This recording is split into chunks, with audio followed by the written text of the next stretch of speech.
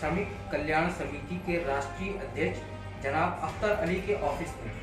आइए हम इनसे जानते हैं कि इस समय क्या मजदूरों की परेशानियां चल रही है और किस तरीके से उनको प्रताड़ित किया जाता है, उनकी मजदूरी नहीं दी जाती है, उनको हटाया जाता है, उनके ऊपर अत्याचार हो रहा है जिस तरीके से। और जितनी भी सरकारी संस्थाएं हैं, कोई भी संस्थाएं उनके साथ खड़ी नहीं है। जनाब अख्तर अली जी लगातार श्रमिकों के साथ खड़े हैं उनकी मदद के लिए। आइए हम इनसे जानते हैं इस समय क्या एक मामला है ईंट भट्टा मालिक के ऊपर। जी अख्तर अली साहब। सबसे पहले तो मैं आपको धन्यवाद कहूँगा कि आपने मजदूरों के बीच में आने का कष्ट किया। बहुत बहुत बधाई की पात्र। आए दिन मजदूरों का शोषण हो रहा है और मजदूरों द्वारा लिखित प्रार्थना पत्र हमारे पास प्राप्त होती है। हम उसके निराकरण के लिए तमाम उच्च अधिकारियों को, यहाँ तक कि लखनऊ तक के हमारे जो योगी जी हैं, उत्तर प्रदेश के मुख्यमंत्री जी, इनको भी हमने ऑनलाइन वगैरह करते रहते हैं, लेकिन आज तक किसी भी मजदूर का समाधान नहीं। उससे मजदूरी कराई जाती है, मजदूरी मांगने पे उसको प्रताड़ित किया जाता है, लात घूसे गालियां अपमानित किया जाता है। जब वो थाने और चौकी पे दरखास्त देता है तो किसी प्रकार की सुनवाई नहीं होती। यहाँ तक कि पुलिस अधीक्षक महोदय को भी एप्लीकेशनें दी गई हैं, सीओ को एप्लीकेशनें दी गई हैं, ऑनलाइन किया गया है, फैक्स किया गया है। बेचारे के साथ कोई भी न्याय नहीं हुआ। हर मजदूर के साथ इसी तरीके से बर्ताव हो रहा है, मेरा तो ये मानना है। यहाँ तक कि मेरे पास जो एप्लीकेशन है, भोला चौहान रहने वाला नालंदा बिहार का है। लॉकडाउन के समय में उसने अपनी पीड़ा को दर्शाया हमारे तक। हमने उसकी पीड़ा को उच्च अधिकारियों तक हमने प्रयास किया। उच्च अधिकारियों के लिखने के बावजूद किसी प्रकार का न्याय उसको नहीं मिला। जो आपके श्रम विभाग है जनपद जौनपुर के अंदर, एक अधिकारी हैं जिनका नाम कुलदीप सिंह है, इनके पास भी किसी प्रकार की कार्रवाई नहीं हुई। डीएम ने लिख के भेज दिया उनके पास, श्रम आयुक्त के पास। श्रम आयुक्त द्वारा कोई कार्रवाई नहीं की गई। भोला चौहान बिगैर पैसे के नालंदा बिहार गया। हम लोगों ने चंदा लगाकर उसका सहयोग किया, जिसकी वजह से पूरे परिवार के साथ वो बिहार पहुंचा। आज तक उसको न्याय नहीं मिला। तारीख पे तारीख दी जा रही है, ये न्याय हो रहा है। दूसरा प्रकरण हमारे पास है राम अवतार चौहान, ये लाइन बाजार थाना क्षेत्र का है। भट्ठा मालिक अखिलेश तिवारी हैं। इन्होंने उसका 56,000 रुपया रोक रखा। मजदूरी मांगने पे उसके साथ अभद्र व्यवहार किया। उसने थाने चौकी पे हर जगह दिया। बाद में उसने संगठन को लिखित प्रार्थना पत्र दिया। संगठन ने उस संबंध में भी उच्च अधिकारियों से बात किया और प्रार्थना पत्र दिया। आज तक उस गरीब को न्याय नहीं मिला। ये हमारी देश की विडंबना है। इस देश के अंदर विकास करने में अगर किसी का योगदान है तो श्रमिक का योगदान है।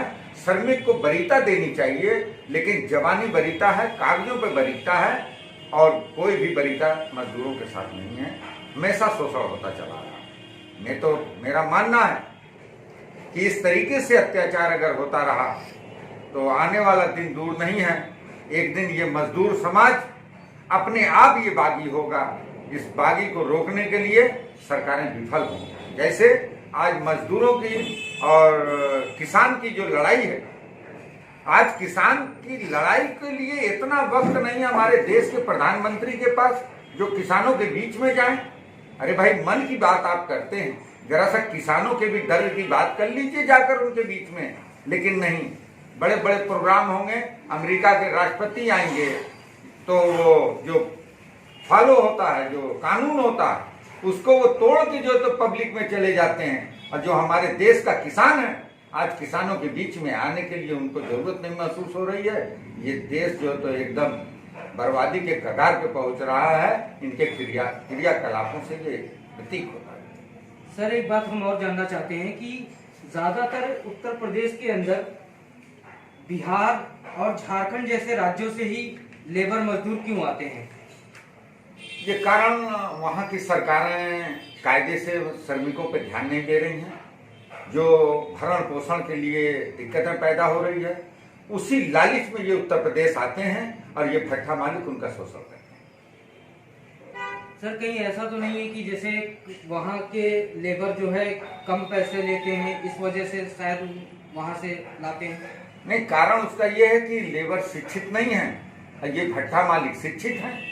वहाँ के लेबर जो आते हैं हिसाब पाती रखते नहीं है, पूरे परिवार से आते हैं। 10 साल का भी उनका बच्चा होता है तो वो कुछ नहीं तो 4 ईंटा ही उठाने का काम करता है। इसलिए भट्ठा मालिक ज्यादातर वहीं के रांची और बिहार और झारखंड के मजदूरों को अपने यहाँ काम कराने के पक्ष में रहते हैं।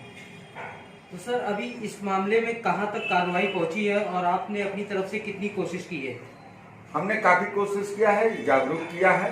बहुत से ऐसे श्रमिक हैं जो बिहार के मजदूर हैं, वो भट्ठे पे जाने के लिए तैयार नहीं है। अगर झारखंड और बिहार से अगर आ रहे हैं तो राजगीर मिस्त्री मजदूरों के साथ ये कार्य कर रहे हैं, जिससे उनको अच्छा पैसा मिल रहा है और भुगतान सही हो रहा है।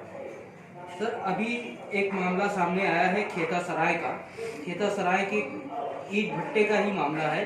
वहाँ पर एक मजदूर जो है बिहार से आया पूरे परिवार के साथ, और उसको जो है उसकी भी काफ़ी टाइम से तनख्वाह नहीं मिली और प्रेस में भी आया, कई सारे जर्नलिस्ट ने भी ये खबर दिखाई, लेकिन उस पर भी कोई संज्ञान नहीं ले गया। यही तो मैं बार बार कह रहा हूँ, कि सरकार को कम से कम ध्यान देना चाहिए। छोटी एप्लीकेशनों पे अगर कार्रवाई की जाएगी तो बड़ी घटनाएं नहीं घटेगी, लेकिन छोटी घटनाओं पे प्रशासन ध्यान नहीं दे रहा, शासन प्रशासन ध्यान नहीं दे रहा, उसको ठंडे बस्ते में फेंक दे रहा है, इसलिए बड़ी घटनाएं जन्म ले रही हैं। और ये घटना तो पहली बार नहीं है। तमाम मजदूरों ने मजदूरी किया, जब मजदूरी मांगा है तो मकान मालिक द्वारा उसको पीटा गया, घर के अंदर बंद कर दिया गया, पुलिस को बुला लिए, पुलिस ने ले जाकर उसको लॉकअप में डाल दिया। उसके बाद जो तो सवेरे उसको छोड़ दिए, वो बेचारा मजदूर अपनी मजदूरी छोड़कर अपने मुल्क चला गया, भाग गया, अपनी जान बचाकर। इस तरीके से अत्याचार तो आए दिन हो रहा है। ये आपने सुना जनाब अख्तर अली साहब को, और इनके श्रमिकों के लिए जो ये संघर्ष कर रहे हैं, आप लोग भी इसका सहयोग करें और आगे भी ये अपना संघर्ष जारी रखेंगे।